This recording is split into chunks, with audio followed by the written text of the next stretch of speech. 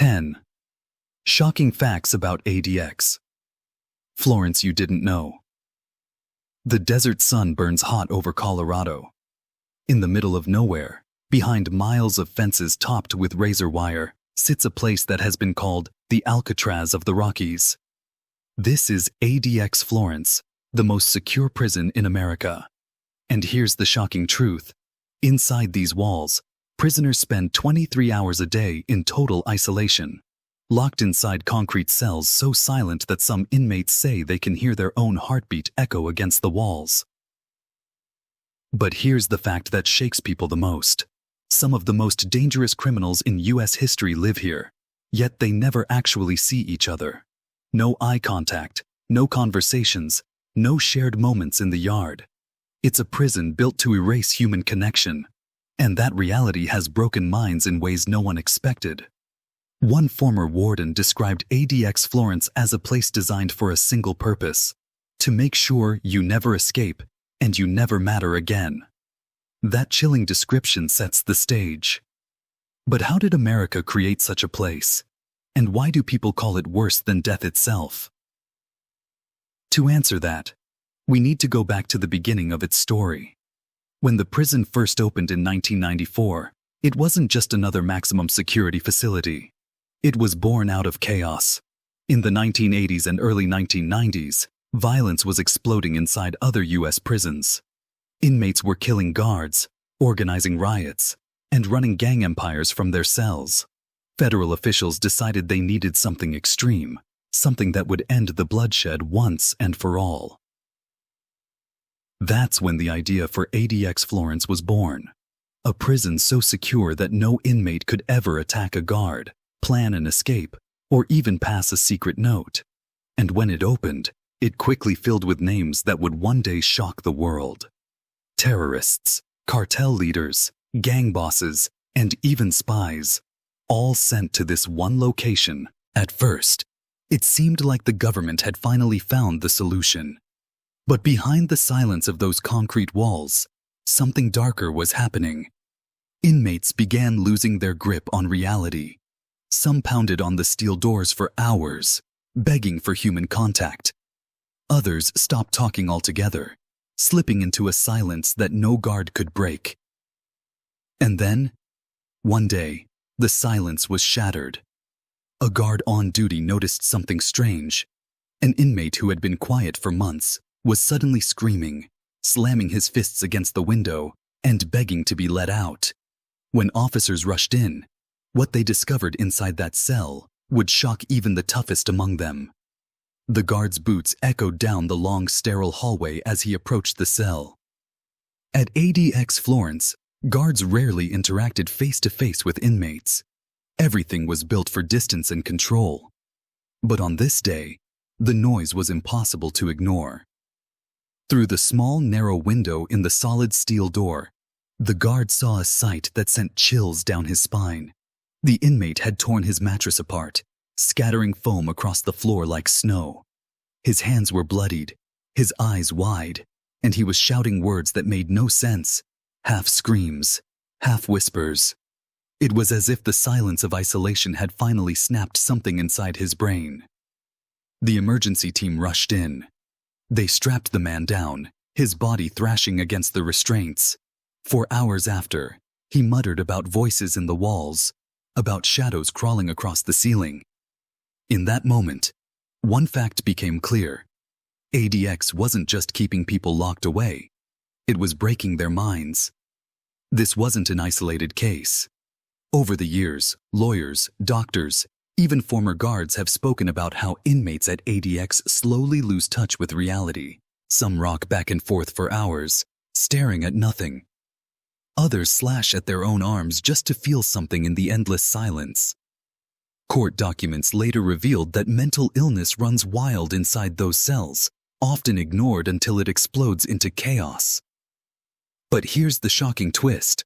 Many of these inmates weren't average criminals. They were some of the most infamous names in modern history. From terrorists who plotted bombings, to cartel leaders who ordered mass killings, to violent gang members who once controlled entire city blocks. ADX became the final stop for people too dangerous for any other prison. Still, inside these walls, the danger didn't disappear. It only changed shape. Guards had to invent new ways to control men who never touched another human being. High-tech doors, pressure-sensitive floors, even robotic food carts, all designed to make sure that inmate and guard never came face to face. For years, officials told the public this system worked. No riots, no mass escapes, no gang wars. But inside ADX, the truth was much darker. Guards whispered about what they saw in the cells, notes scratched into walls, eyes that never blinked, screams that carried down the corridors at night. And then came the moment that shook even the most hardened officers. An inmate, locked in his concrete box for years, managed to outsmart the very system that was supposed to be unbreakable. It happened on a day that started like any other at ADX Florence. Quiet, controlled, and predictable. The staff had grown used to the routine. Inmates were fed through slots in the steel doors, cameras monitored every move, and silence filled the halls. But one inmate was studying the system carefully, noticing details no one thought mattered. He realized that in a place built to strip away freedom, the smallest cracks could become opportunities. The timing of meal deliveries, the way guards checked cells, even the sound of doors clicking shut. It all became part of his plan. Then one night, when the prison seemed most still, that plan came alive. He used parts from his bed, a piece of metal hidden for months, and the torn binding of a legal book to create something no one expected. A tool, not a weapon, but a device to tamper with the locks. When guards later discovered what he had done, their jaws dropped. Somehow, despite cameras, sensors, and years of planning, this inmate had managed to trick the system. He had unlocked the door to his own cell. But here's the shocking part.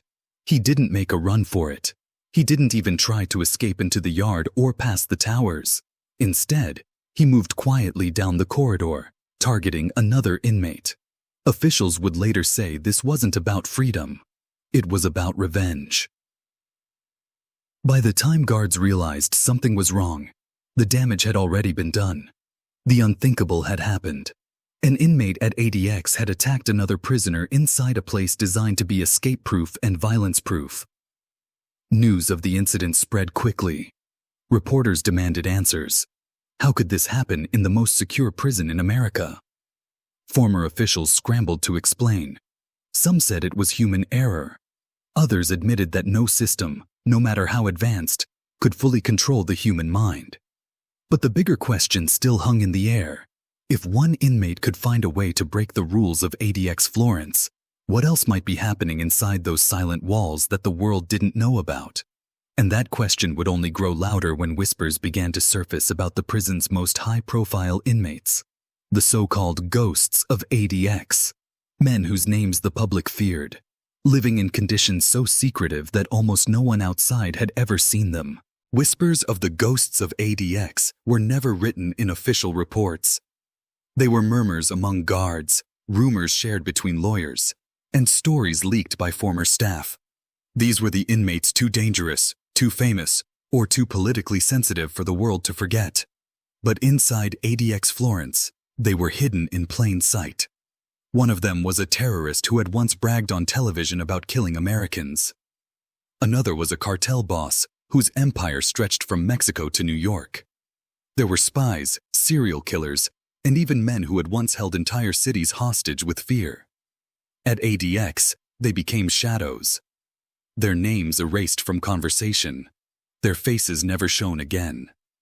These ghosts lived in a kind of limbo. Some hadn't spoken to another person in years. Others kept writing endless letters, many of which never reached the outside world. The prison controlled not just their bodies, but their voices. It was silence turned into a weapon. And that silence carried a heavy price. Reports began to surface of inmates who tried to end their own lives, desperate to escape the concrete tomb. One man slashed at himself with a shard of glass. Another swallowed batteries and metal pieces from his cell. A few succeeded. For them, ADX had become worse than death, and death became the only way out. Yet, as brutal as it sounds, the prison remained untouched by reform.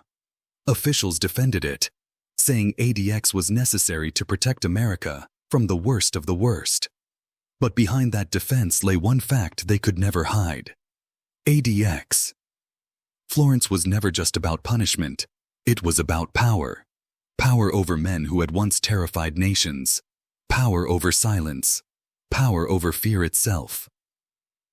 And here's the final shocking truth. Even today, many of the men inside ADX are names you've heard on the news. You may have walked past their mugshots on TV or seen their crimes replayed in documentaries. They are still there, locked in those 7 by 12-foot concrete boxes, vanishing slowly from the world. But the question remains, does burying someone alive in silence really make us safer? Or does it reveal a darker truth about the system, that in trying to control monsters, we may have created one of our own? Because at ADX Florence, survival isn't measured in years or sentences. It's measured in silence, and in how long a person can stare at concrete walls before the walls finally stare back. The story of ADX Florence leaves us with a haunting question. Is this true justice?